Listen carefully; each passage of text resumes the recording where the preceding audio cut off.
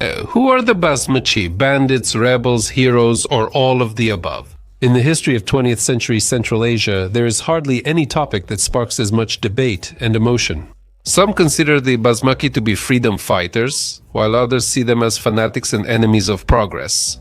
But who were they really? Why did thousands of people, from simple peasants to religious leaders and former officers, take up arms against the new government? And were they defending Islam, their homeland, their way of life? Or just their own influence?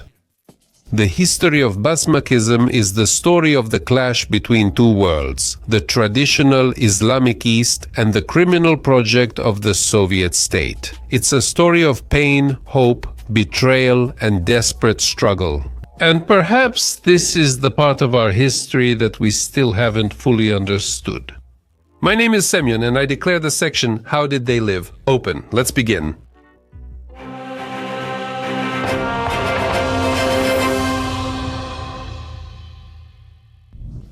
Central Asia before the Basmachi movement. To understand why the Basmachi movement emerged, we need to go back a bit to the last decades of the Russian Empire. By the beginning of the 20th century, Central Asia, Turkestan, Bukhara, and Khiva had already been incorporated into the Russian Empire. But this was not an equal inclusion, rather it was more of a colonial subjugation. Along with the Russians came railways, telegraphs, schools, and factories. But there also came taxes, requisitions, and harsh interference in local customs. Meanwhile, new intellectual movements emerged in the region. Jadidism is a movement of Muslim reformers who sought to combine Islam with modern ideas of enlightenment, science, and democracy. The Jadids dreamed of modernizing society without abandoning their national and religious identity. They believed that Muslim society could develop and learn from Europe while still remaining national. These ideas were not always supported, especially by the traditional clergy and the old elites. A split was brewing in society between supporters of modernization and those who believed that the new was a threat to Islam and their way of life. The revolutions of 1917 and the collapse of the Russian Empire became a moment of truth for Central Asia. The power of the empire disappeared, but what was supposed to replace it? Some wanted to create a secular autonomous state within a democratic Russia, as in the case of the Kokand autonomy. Others believed that the only way forward was an Islamic state led by the clergy and emirs. And still others simply wanted to survive amid hunger, looting, and constant changes of power. This is how the history of the Basmachi movement begins, as a complex, heterogeneous movement that arose at a time when the old world had collapsed and the new one had not yet been built. The emergence of the Basmachi movement. Basmachi is not the name of any organization, it's a label. The word Basmach literally means one who attacks in Turkic, implying banditry. It was originally used as a propaganda term by the Soviets. However, the movement that we now call Basmachism did not originate as banditry, but as a reaction to the collapse of the familiar world of the Basmachi. After 1917, chaos broke out in Central Asia. The Bolsheviks came to power in Tashkent, but in the periphery, power kept changing hands. The Khiva Khanate and the Bukhara Emirate, formerly independent, were under threat. In 1920, the Red Army captured Bukhara. The emirate was abolished and Emir Alim Khan fled to the mountains of eastern Bukhara, where the real partisan jihad began. But it's not just about religion. There were many reasons for the resistance: economic crisis, famine caused by the disruption of old trade routes, requisition of grain and livestock, forced seizure of cotton, and social injustice. The new authorities often relied on Russian and Russian-speaking officials, causing discontent among the local population and threatening their way of life. Sovietization meant the prohibition of Sharia courts, the closure of madrasas, and interference in family and religious life. Resistance was especially strong in the Fergana Valley and eastern Bukhara. It was there that the first stable detachments were formed, often spontaneous, based on family and tribal ties. The rebels did not call themselves Basmachi. They called themselves Mujahideen, fighters for the faith, or simply rebels. Their leaders were religious authorities, tribal chiefs, and charismatic field commanders. For example, in eastern Bukhara, one of the first to organize resistance was the emirate's own governor, who relied on Sufi orders that played an important role in mobilizing the population. Delight, delight, delight, delight.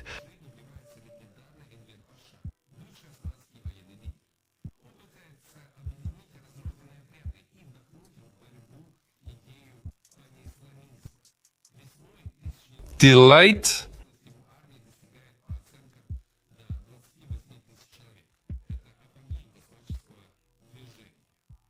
However, the Basmachi were not united. They differed by region, by views, and by motivation. They were united by one thing. They rejected the new government and believed their struggle was sacred. If for the Bolsheviks they were bandits and enemies of the people, for many in Central Asia they became a symbol of resistance and loyalty to traditions.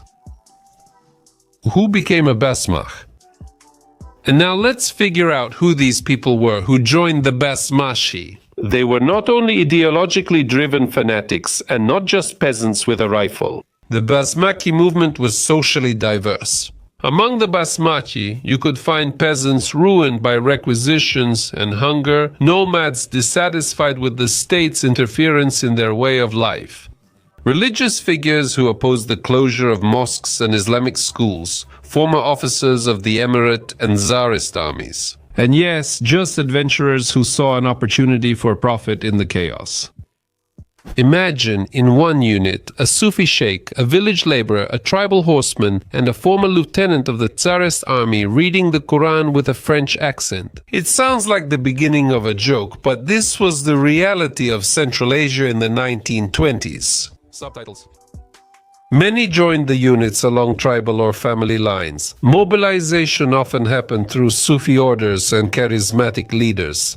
Tribes, especially the semi-nomadic Uzbek, Kazakh, and Kyrgyz, served as the backbone of the military units. Of course, not everyone joined willingly. In some regions, the Basmachi simply took people by force. A family could be required to send at least one jigit to the unit to support the jihad. Sounds. Some believed they were defending Islam and their land, some wanted revenge for humiliation, and some simply saw no other way out. In a situation where the usual order was collapsing, people were looking for something to rely on, like faith or weapons, and for many, Basmachism became that kind of support. So, what do you think motivated these people, and what would you have done in their place if the fate of your family, community, and faith depended on you? It sounds like ideology and goals. What motivated the Basmachi beyond fear, resentment, and anger toward the Soviets? Most researchers agree the Basmachi movement lacked a clear ideology. It was not a party, not a front, not an underground movement. It was a collection of groups with different views, goals, and strategies. For some, it was a fight for Islam. The idea of jihad against the infidel Soviets was especially strong in eastern Bukhara and among religious leaders. They saw the Reds as kafirs, godless people who were destroying their way of life, imposing atheism and closing mosques. For others, it was a national protest to defend their land, language, and autonomy. This was especially true for supporters of the Akan autonomy and the Jadids, who at first dreamed of a secular Turkestan state. But strangely enough, a contradiction quickly arose between the Jadids and the religious Basmachis. The Jadids sought reforms, the establishment of secular authority, and progress, while many Basmachis, on the contrary, advocated for the restoration of the traditional order. With Eldar, the world, Sharia, and religious courts, some pushed society forward, while others held it back. And even though both camps fought against the Bolsheviks, there was no unity between them. One of the slogans of those years was, "If Muslims are in trouble somewhere, you are obliged to come to their aid." This is jihad. Jihad as a personal commitment to faith, as a way to prove that you are a true Muslim. And what about you? Can religion be both a comfort and a weapon at the same time? If in one camp they say study, develop yourself, build a new society, and in another they say, take a rifle and avenge your faith, which will a person who has lost everything choose? Everyday life of the Basmachi. The Basmachi fought for almost 10 years, but what did their daily life actually look like? Where did they live? What did they eat? How were they supplied? And where did they get their weapons from? These were not armies in the usual sense, but rather semi-partisan detachments roaming between mountains, villages, and oases, often crossing the border with Afghanistan. The Basmachi's daily life was nomadic, harsh, and very primitive. Nights spent in the mountains, simple food, flatbread, tea, dried meat. Local residents often had to supply the detachments with food, clothing, and horses, sometimes out of faith, sometimes by force. Participation in the detachments itself was rotational. A family could send a fighter for a season, then he would return and be replaced by another. This system made the movement resilient, especially in hard-to-reach remote regions. But the key question is, where did the Basmachi get their weapons? In Soviet propaganda, the image of the enemy was fueled by British imperialists. This is partly true. After World War I, the British Empire increased its influence in Afghanistan and India. Moscow had good reason to suspect that London was supporting any anti-Soviet forces, especially on the outskirts. The Basmachi did indeed periodically receive support, including through the territory of Afghanistan. Weapons, limited quantities, instructions, and intelligence data. But in reality, the Basmachi mostly relied on local resources. They even bought weapons from Red Army soldiers. Corruption was commonplace. They also made their own weapons, particularly the Turkmen, who had full workshops. And of course, they actively used trophies. Sometimes they even said that first the Soviet Union supplies the Red Army, and then the Red Army supplies the Basmachi for a separate fee. Besides supplying them, it's important to note the Basmachi didn't only live in the mountains. Many had families, children, economic ties, market channels, and patrons among the local elite. It was a complete alternative structure with its own rules, taxes, and even a court of honor. It turns out that in a situation where the state was collapsing, the Basmachi, with all their pros and cons, tried to replace it. The Soviet struggle against the Basmachi. In the eyes of the Soviet authorities, the Basmachi were not just rebels. They were enemies of the new world that the Bolsheviks were so fiercely building. And the war against them became almost literally a sacred military revolution. The Red Army began active operations against the Basmachi in 1918. The struggle intensified after 1920 following the fall of the Khiva Khanate and Bukhara Emirate. Central Asia was divided into theaters of military operations: Fergana, Eastern Bukhara, Turkmenistan, and the Karakum Desert. Special People's Commissariat for Internal Affairs, Cheka, and cavalry units were created for each region. This war was complex. The Basmachi avoided direct confrontation, vanishing into the mountains, hiding in peaceful villages, and launching surprise attacks from behind. The Soviet army encountered classic guerrilla resistance for the first time and was not prepared for it. Gradually, the methods of combat became more complex. Intelligence and agents were used, bribery and infiltration of their own people into the units, mass propaganda, including in local languages, amnesty, promises of forgiveness and land to those who surrender voluntarily. Sometimes unconventional methods also worked. For example, a note supposedly from the emir was dropped from an airplane with the text, "Resistance is useless, I have left, save yourselves." Some believed, some didn't, others surrendered. Aviation played an especially important role. For the conditions of Central Asia, it was something almost mystical. Metal birds that could drop bombs on the Kishlak where the rebels were hiding. The Basmachi were mobile, but aviation took away their main advantage, freedom of movement. The Bolsheviks' main goal was to dispel the myth that the Basmachi defended the people's faith. The Soviet press, propaganda teams, pamphlets, poems, and films were all used against them. Harsh measures included repression of Basmachi families, burning houses, deportations, and the Red Terror reaching the mountains. By 1923, the major leaders had been eliminated. Enver Pasha was killed in battle, Muzail Maksum fled, and Ibrahim Bek was hiding in Afghanistan. But the struggle continued. The detachments, sometimes only 5-10 people, lived in caves, crossed borders, and carried out raids. Disappearance and legacy. By the early 1930s, the Basmachi movement had nearly vanished as an organized force. The last detachments were destroyed or fled to Afghanistan. One by one, the main leaders were killed, arrested, or left the scene. Ibrahim Bek, the last symbol of resistance in Tajikistan, was captured in 1931 and executed in Tashkent. With him, the last hope for Islamic Bukhara was gone. Some Basmachi remained in exile in Kabul, Tehran, and Pakistan.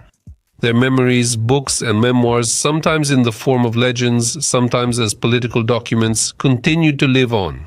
In one of those émigré brochures, it was even written, "We lost because we were not united enough, but we were not wrong." The Soviet government created a clear image of the Basmach as a bandit, a religious fanatic, and an enemy of the people in textbooks, films, and literature. The Basmach was an unequivocal villain. He was killed without hesitation. No one sympathized with him, no one understood him. But with the collapse of the Union of Soviet Socialist Republics, a re-evaluated conversation began. In the Central Asian republics, attitudes toward the Basmachis started to change. Some saw them as fighters for freedom, some as Islamic heroes, and some simply as tragic people caught up in the historical meat grinder. In Uzbekistan, Tajikistan, and Kyrgyzstan, the Basmachis are discussed in academia and society today. Their names appear in blogs, books, and even in textbooks. Some want to canonize them as national heroes, while others prefer to remain silent. The Basmachi left, but questions remain. Why did they lose? Did they have a chance to win? Could Central Asia have taken a different path? Not Soviet and not fundamentalist? And most importantly, who were the Basmachi? Heroes, traitors, fanatics, or just people who happened to be on the other side of history? Conclusion. The history of the Basmachi is not just about war and resistance. It's about how worlds are broken, about how people make choices between the past and the future, and how that choice can cost them their lives. Some joined the Basmachi for faith, tradition, or family. Others supported the Soviets for education, modernization, or hopes of justice. Both sides wanted something better. They just understood better in different ways. The Basmachi movement did not become a victorious movement. It did not change the course of history, but it left a mark, deep, ambiguous, and often contradictory. Today, 100 years later, we are still debating who the Basmachi were. And maybe that's the main lesson, that history is not always divided into black and white. And what do you think? Were the Basmachi heroes, tragic figures, or just a shadow of a vanished world? Write in the comments, share your opinion, and don't forget to subscribe. There are many more stories ahead that teach us to understand not only the past, but also ourselves. Goodbye, everyone.